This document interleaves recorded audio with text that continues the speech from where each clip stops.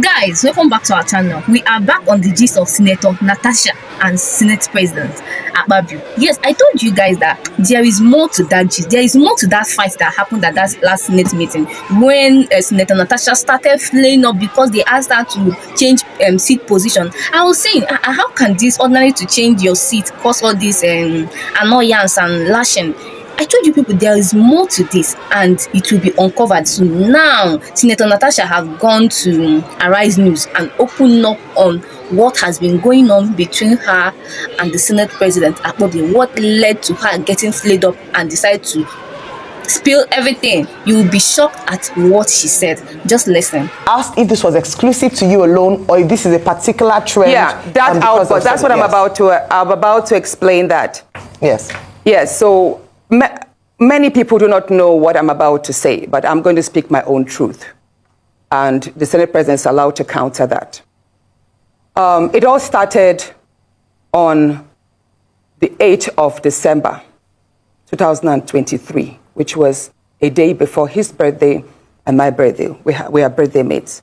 We were all in Akwa Ibom because he had a big fanfare in the stadium.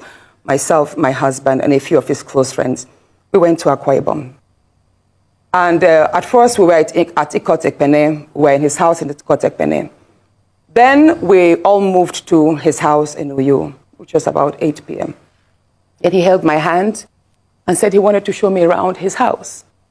My husband was walking behind us, just three of us. We're walking around from room to room.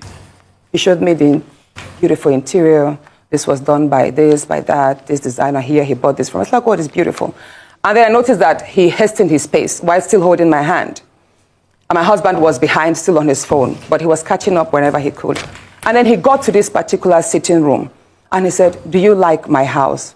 I said, "Of course, sir. Every room, beautiful, nice interior, quality taste."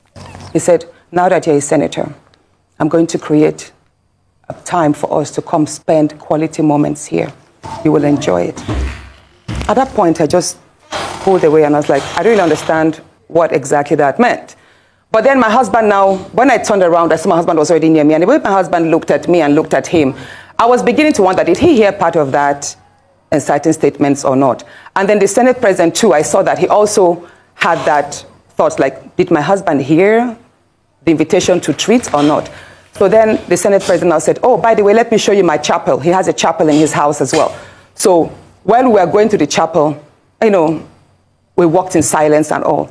So that evening, before we left the Senate President's house at about 11 midnight to the 4 Points in Ikot Ekpene. And my husband asked me, "Natasha, what did the Senate President whisper to you? What's he telling you?"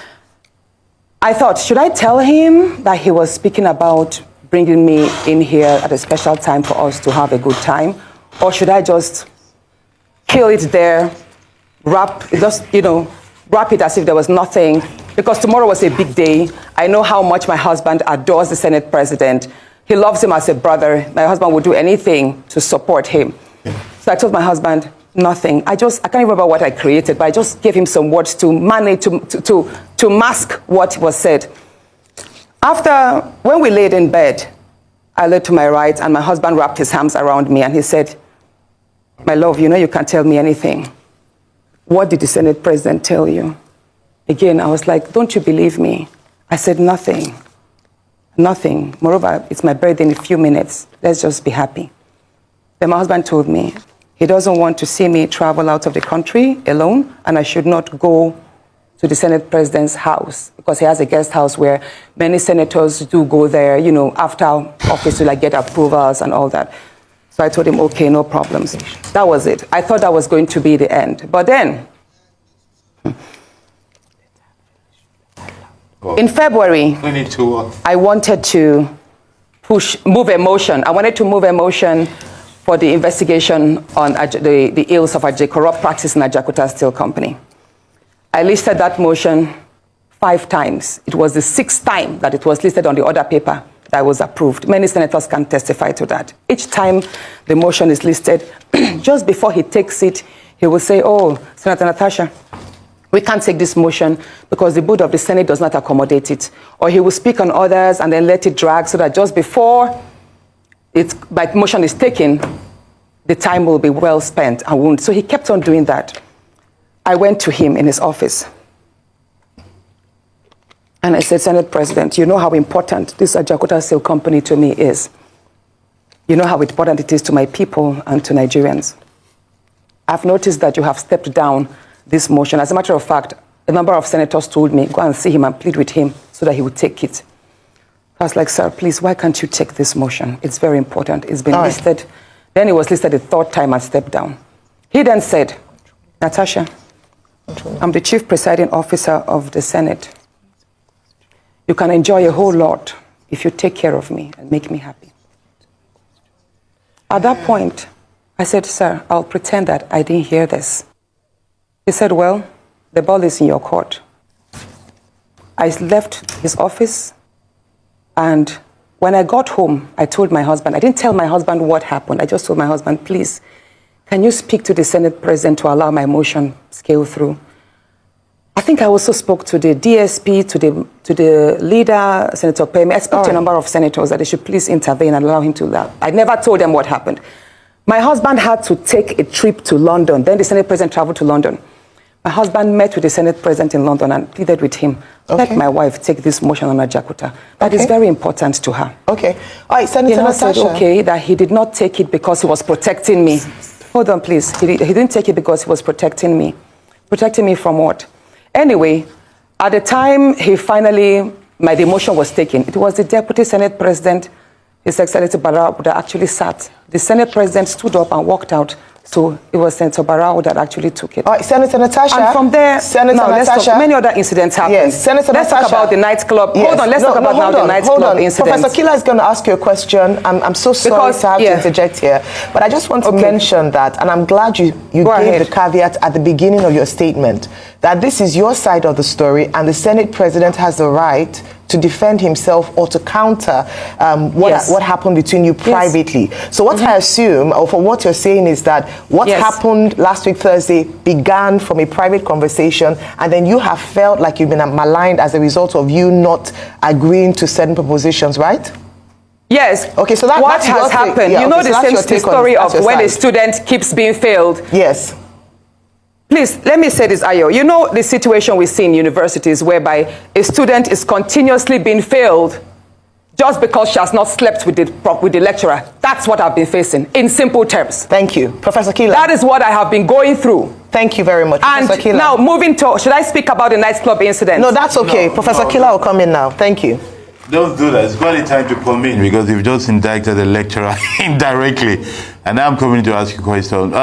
Senator, it is from your side of the story, it is clear there's a lot of undercurrent and personal issues that had led to the, should we call it the outburst on the allocation of chair thing. There's a lot going on, and you've made a series of allegations which indicts the Senate President morally, if not criminally, at least. And there's the indictment of abuse of power because if he's refusing you to do your duty for personal reasons, we need to see if he has the right to do that. But let me ask you a question, just to simplify. This idea of your seat was reallocated and you don't want to use it. What's in a seat? Why was it so important for you not to just move as you've been told to do so and deal with it later? What's the importance of saying no to that seat allocation? Thank you so much, Professor Kila. Sitting arrangements in the National Assembly or in the chambers is very critical. That is why at the forefront, we have the leadership. And after them, we have ranking senators, you know, second-timers, third-timers sitting there. And the nearer you are to the Senate President, the more visible you are. You're able to interface with the daily activities, and then you have more visualized, like the cameras capture you more. You're more present as against being a backbencher. So where I am sitting, the Senate President sits at the lowest point, while I am sitting at the topmost point, but on the same level. So, Senator, it is, Senator, I'll recap for you. So whenever whenever I stand, it is safe to say that where I was moved to, you felt they were reducing you. Where the workers, the chamber staff sit, Yes. So you felt that they were was it. It was not a relegating good you. seat. They were And relegating if they you. say, hold on. Yeah. Exactly. Let me say this. Yes. His excuse that it's because there were 2 vacant seats due to the decamping of the senators, right? Yes. And that they had to, why did they have to pick on me to start the shift? There were other senators that were in front of me that would have filled the seat. Why did it have to be me to fill in the seat at the far corner? But I will say this again.